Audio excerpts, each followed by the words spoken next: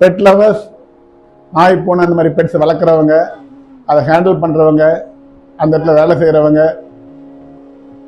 Veterinary clinic வச்சுருக்கவங்க, இல்லை அங்கே வேலை செய்கிறவங்க, postman, policeman, courier and delivery supply பண்ணுறவங்க, ஈவன் வாக்கிங் போகிறவங்க எல்லாருக்குமே நாய்க்கடிக்கான ரிஸ்க் இருக்குது.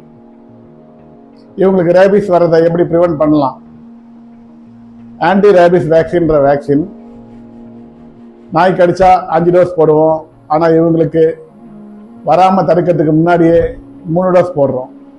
அதாவது இன்னைக்கு போட்டால் 0 டோஸ், 7th டே அடுத்த டோஸும், 21st or 28th day 3rd டோஸும் போடுறோம்.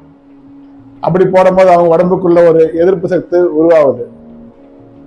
அப்படி ஏதாச்சும் எதிர்பார்க்காம இந்த டோஸ் போட்டு ஒரு 3 மாசத்துக்கு அப்புறம் எதிர்பார்க்காம நாய் கடிச்சாலோ, இல்லை கீறினாலோ, உரம்னாலோ, மியூக்கஸ் மெம்பரேன் நக்கினாலோ,